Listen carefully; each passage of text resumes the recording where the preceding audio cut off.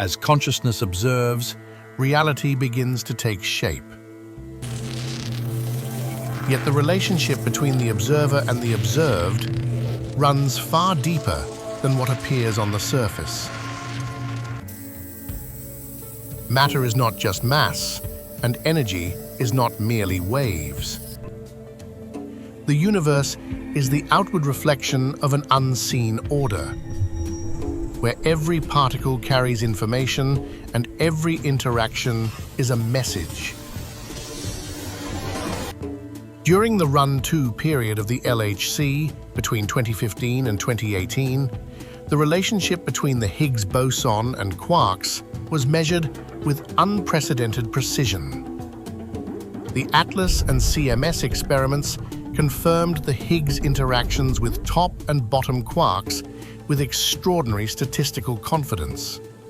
But perhaps most striking was the use of artificial intelligence to identify rare decay modes, especially those involving charm quarks.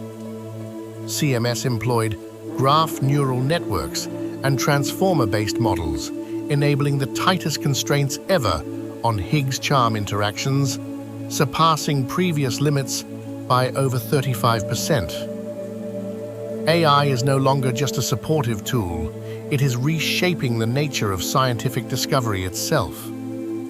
CERN director Mark Thompson emphasized how such technologies are now central to understanding di-Higgs production, the self-interaction of the Higgs field. This process may contain traces of new scalar fields, hidden dimensions, or entirely new layers of physical law. Theoretical models suggest that Higgs pair production and its possible interference with hydrogen-like fields could point toward unknown forces and deeper structures beyond the standard model. And this is not just theory, it's being reflected in experimental data. Teams from ATLAS, CMS, ALICE, and LHCb have measured the Higgs boson's properties with incredible sensitivity, capturing even its rarest processes. These breakthroughs have been recognized with prestigious awards, including the 2025 Breakthrough Prize. Yet this is only a threshold. Future projects, like the High Luminosity LHC, HL-LHC, and upcoming colliders, such as FCC or China's CEPC, aim to deepen this journey even further. Moving beyond the standard model is no longer just ambition, it is becoming a roadmap. The secret of the universe doesn't lie solely in what can be observed.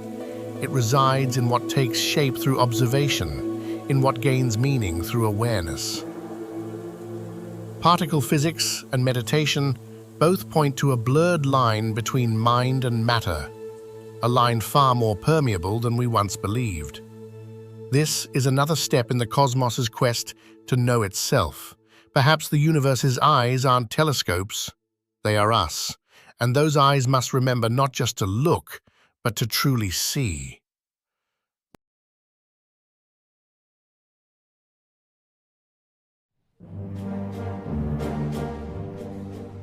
There is a hidden choreography to the universe, a secret ballet danced by an unseen performer. Like a shadow, it moves with perfect grace in step with the fabric of existence. From the beginning of time, all other dancers, particles, galaxies, forces, fields, have circled around this invisible being. We've managed to observe the patterns of this cosmic dance, but until recently, the dancer remained unseen. And now, we call it the Higgs boson. The so-called God particle, not because it is divine, but because it offers a glimpse into the essence of matter, the invisible scaffolding of the universe. A hidden source that gives mass to everything and may explain the expanding tide of space itself. Science is slowly approaching the threshold, where matter meets consciousness. The eye that gazes from the primordial field is the same eye you gaze through now. The German writer Wolfgang von Goethe once said, "Nature is the original phenomenon by which the world is formed. What we perceive as solid is, at its root, a vibration, a sound we do not hear, but feel." The study of visible sound is known as cymatics. Derived from the Greek word chyma, meaning wave, it explores the hidden geometry of vibration. In the 18th century, German musician and physicist Ernst Chladni discovered that when a metal plate sprinkled with sand was vibrated using a violin bow, the sand reorganized into distinct patterns. These patterns, now called Chladni figures, vary depending on the frequency and mirror the same structures we see in nature: the markings of a turtle's shell, the spots of a leopard, the growth of a sunflower. Later, in the 1960s, Hans Jenny expanded Chladni's work and coined the term cymatics. By passing sound waves through water, observable shapes appear on the surface. Simple frequencies create simple forms. Higher frequencies bring forth complexity. Yet these shapes are not random, they are repeatable, predictable. As you continue to observe, you begin to understand how vibration turns matter into form. Water forms into the shape of a sunflower. Simply by changing the frequency, the pattern changes. Water, mysterious and alive, responds instantly. It absorbs, sustains, and echoes vibration. Most of the mass in living beings, both plants and animals, is made up of vibrating water and soil. When you add something solid, like cornstarch, to water, the reaction becomes more intricate. Lifelike motion emerges from simple oscillations. Perhaps the first principles of life can be observed right there, in the way vibrating particles take on organic behavior. Ancient traditions knew this.